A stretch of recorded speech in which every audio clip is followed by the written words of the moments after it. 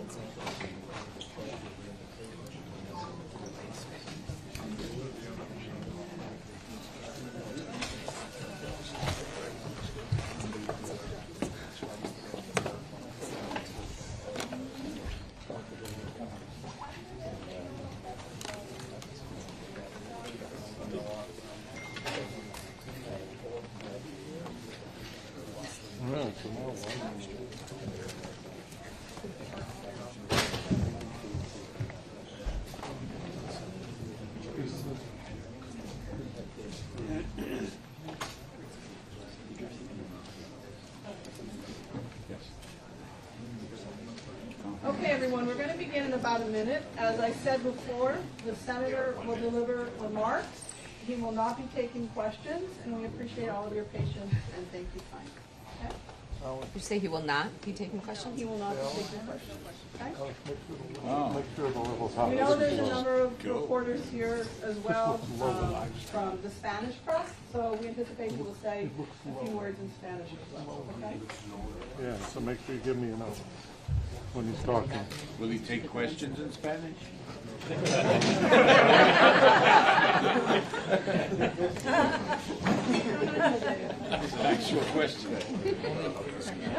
Good No job. questions? Come on. Need questions. I mean, it just worked over here. So. Good as this without questions. How good is it?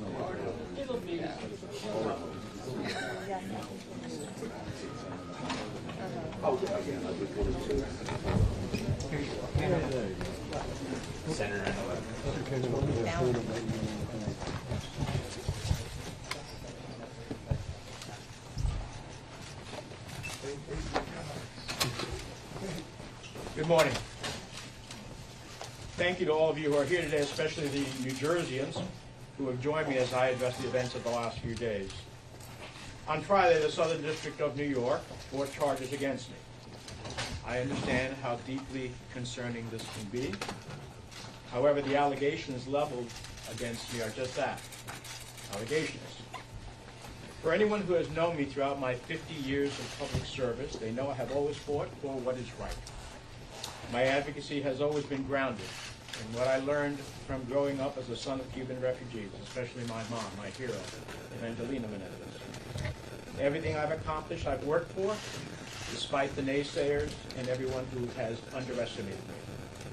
I recognize this will be the biggest fight yet, but as I have stated throughout this whole process, I firmly believe that when all the facts are presented, not only will I be exonerated, but I still will be the New Jersey's senior senator. For now, I want to address four things. First, a cornerstone of the foundation of American democracy and our justice system is the principle that all people are presumed innocent until proven guilty. All people.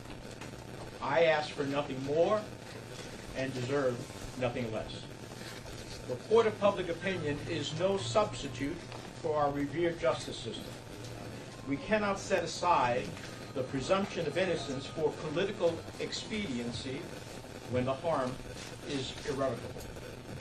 To those who have rushed to judgment, you have done so based on a limited set of facts framed by the prosecution to be as salacious as possible. Remember, prosecutors get it wrong sometimes. Sadly, I know that. Instead of waiting for all the facts to be presented, others have rushed to judgment because they see a political opportunity for themselves or those around them. All I humbly ask for in this moment, and my colleagues in Congress, the elected leaders, and the advocates of New Jersey that I have worked with for years, as well as each person who calls New Jersey home, is to pause and allow for all the facts to be presented. Second, my long record on Egypt. One fact is indisputable. Throughout my time in Congress, I have remained steadfast on the side of civil society and human rights defenders in Egypt and everywhere else in the world. If you look at my actions related to Egypt during the period described in this indictment and throughout my whole career, my record is clear and consistent in holding Egypt accountable for its unjust detention of American citizens and others, its human rights abuses, its deepening relationship with Russia, and efforts that have eroded the independence of the nation's judiciary, among a myriad of concerns.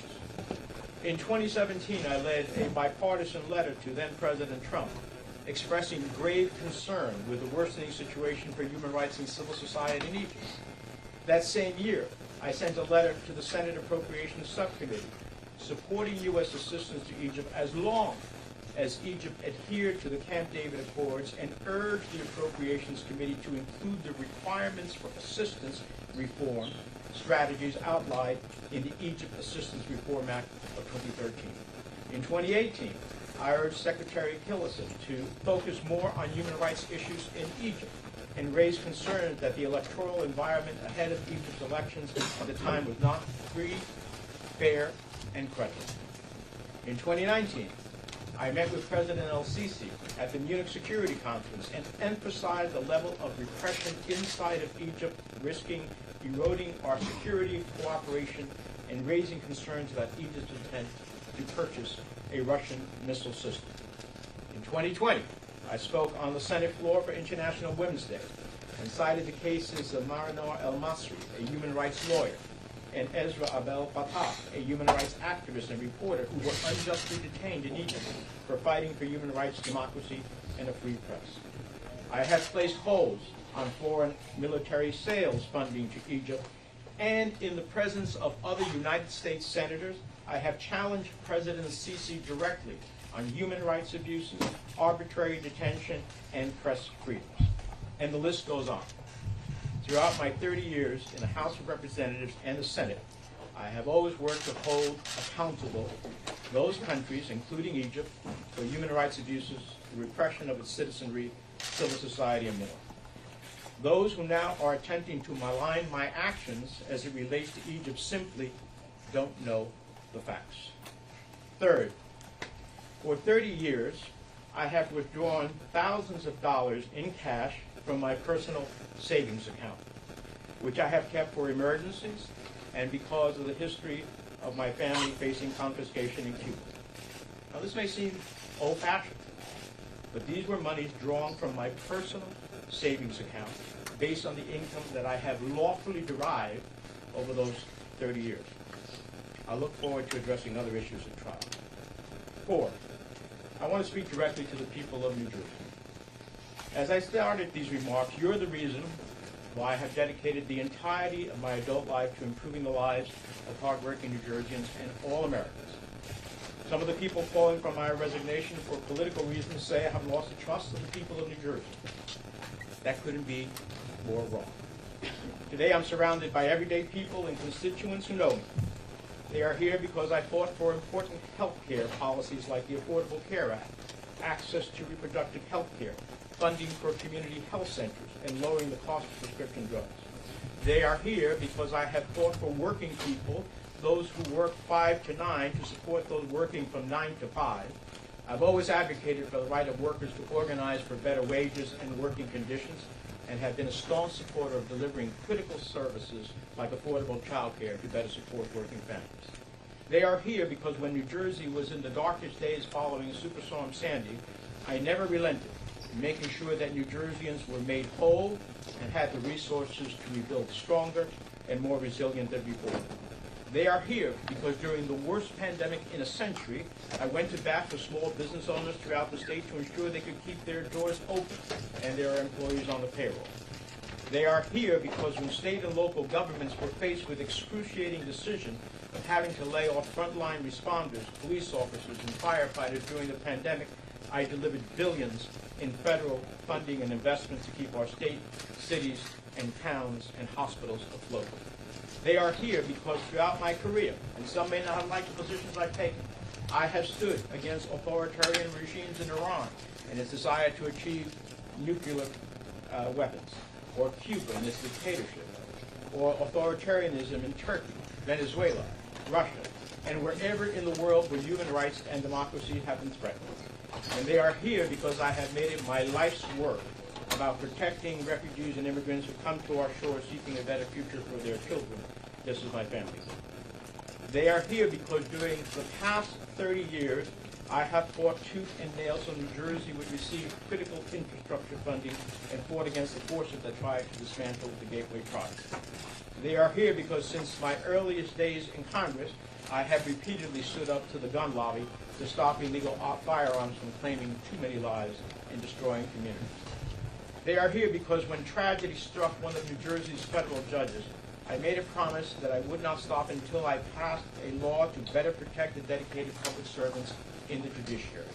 And last year, I delivered passing legislation signed into law by the President that will better protect judges and their families. And they are here because I never gave up on delivering justice for 9/11 families, especially the widows and children of those killed who were previously and unfairly excluded from the U.S. victims of state-sponsored terrorism. And in December, working with others, I delivered billions of dollars in long overdue federal relief to that community and other U.S. victims of terror. They are here because when other members of Congress wanted to turn their backs on our veterans and not pass the PACT Act to provide health care for our veterans who were exposed to toxic burn pits, I was there.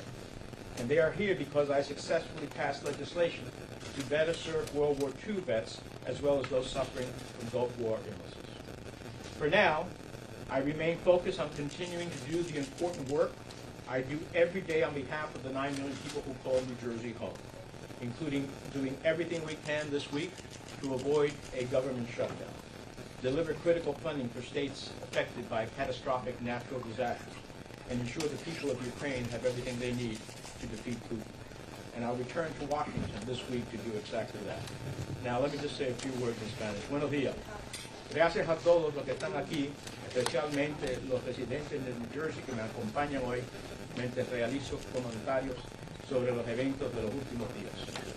El viernes, el Distrito Sur de Nueva York presentó cargos en mi contra.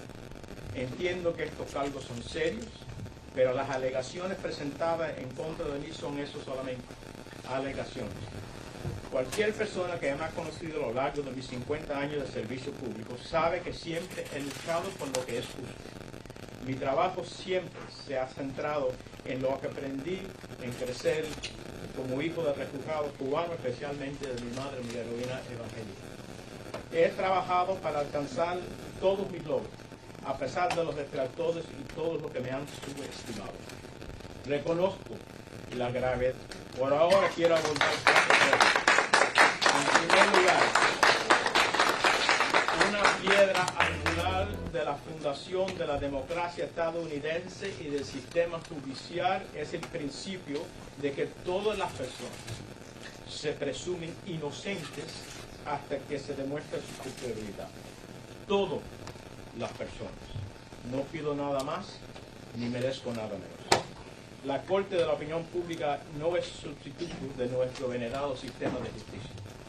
Para aquellos que se han apresurado a juzgarme, le han hecho basado en conjunto limitado de hechos enmarcados por la fiscalía para que sean lo más provocativos posible.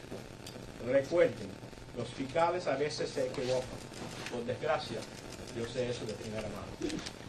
En lugar de esperar a que se presentan todos los hechos, otros se han apresurado a juzgarme porque ven una oportunidad política para sí mismos y para quienes lo rodean. Todo lo que pido humildemente en este momento a mis colegas en New Jersey, a los líderes electos, a los activistas de nuestro estado, a cada persona que llama a New Jersey su casa, es hacer pausa y permitir que se presenten todos los hechos. Todo lo que pido humildemente es actualmente a mis colegas en el Congreso, a los líderes de nuestro estado, que eso puede pasar. En segundo, quiero hablar de mi larga historia con relación a Egipto. Un hecho es indiscutible. Durante todo el tiempo que llevo en el Congreso, me he firme al lado de la sociedad civil y los defensores de los empoderamientos de la situación de los derechos humanos y la sociedad civil en Egipto. Ese mismo año, envié una carta del subcomité de asignaciones del Senado apoyando la asistencia estadounidense a Egipto, mientras que Egipto compartiera con los acuerdos de Camp David, y insistí al comité que incluyera requisitos para las estrategias de reformas de asistencia al acuerdo de reforma de Egipto, de asistencia a Egipto. En el 2018 insistí al secretario de Estado Tillerson a centrarse más en las cuestiones de derechos humanos en Egipto y planteé mi preocupación por el hecho de que el entorno electoral previo a las elecciones de Egipto en ese momento no será libre ni creíble. En el 2019 me reuní, entre otros, con el presidente el-Sisi en la Conferencia de Seguridad de Múnich y le insistí que el nivel de represión dentro de Egipto corría riesgo de erosionar nuestra cooperación en materia de seguridad y planteé mi preocupación por la intención de Egipto de adquirir un sistema de misiles rusos. En el 2020 hablé en el Pleno del Senado con motivo del Día Internacional de la Mujer y cité casos de varias mujeres que actualmente abogados de derechos humanos y reporteros que fueron detenidos adentro de Egipto. Paré fondos para financiar ventas militares a Egipto y confronté delante de otros senadores federales de los Estados Unidos al presidente de Egipto sobre los violaciones. Algunos pudieran decir que esto es anticuado. pero se trata de dinero retirado de mi cuenta personal basado en los ingresos que he obtenido legalmente durante esos 30 años. Espero abordar otras cuestiones en el juicio. 4. Me dirijo finalmente a los residentes del estado de New Jersey. Como he dicho al principio de estas declaraciones, ustedes son la razón por la que he dedicado mi vida adulta a mejorar la vida de los trabajadores de New Jersey y a todas nuestras familias. Algunas de las personas que piden mi renuncia por razones políticas dicen que he perdido la confianza del pueblo de New Jersey. No podrían estar más equivocados. Estoy rodeado hoy de personas que me conocen. Están aquí porque he luchado por las políticas de salud importantes como la ley de asistencia de salud accesible, la atención médica productiva, la financiación de los centros de salud comunitarios, la reducción del costo de medicamentos recetados. Están aquí porque hoy siempre he luchado por los trabajadores, esos que se aparecen de 5 a 9, después de esos que se aparecen de 9 a 5, lo que han hecho los trabajos más difíciles, para asegurar sus derechos, para organizarse y conseguir mejores condiciones. Están aquí porque cuando New Jersey se enfrentó con el huracán Sandy, nunca cedí en asegurarme que los habitantes de New Jersey recuperaran y tuvieran los recursos para reconstrucción más fuertes y resilientes que antes. Están aquí porque cuando la pandemia más mala en un siglo se presentó en nuestra nación, defendía a los propietarios y de pequeñas empresas para garantizar que pudieran mantener en Cuba, en Turquía, en Venezuela, en Rusia y cualquier lugar del mundo donde los derechos humanos y la democracia se hayan visto amenazados. Y porque trabajé toda mi vida, he consistido en proteger a los refugiados y a los inmigrantes que llegan a nuestro país buscando un mejor futuro como mi familia. Están aquí porque durante más de 30 años en el Congreso luché con uñas y dientes para que New Jersey recibiera fondos para la infraestructura críticas para nuestro futuro. Están aquí porque desde los primeros días en el Congreso he enfrentado repetidamente al lobby de las armas para impedir que las armas de fuego ilegales cubrieran demasiadas vidas y destruyeran comunidades. Y están aquí porque hoy, cuando una tragedia global a uno de los jueces federales de New Jersey prometió que no me detendría hasta aprobar una ley que protegiera mejor a los dedicados servidores públicos de nuestro Poder Judicial. Y el año pasado cumplí con esa promesa, aprobando una ley promulgada por el presidente que protege mejor a nuestros jueces y sus familias. Y están aquí porque cuando las familias del 11 de septiembre que perdieron sus queridos seres familiares no le dieron los fondos necesarios que actualmente se merecían, yo luché y conseguí que miles de millones de dólares en ayudas federales legalmente esperadas a esa comunidad fueran actualmente otorgadas. Así que esto es lo que es nuestra historia.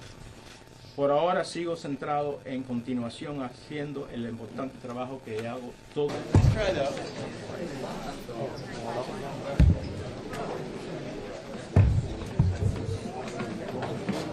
Harry, your mic's hot.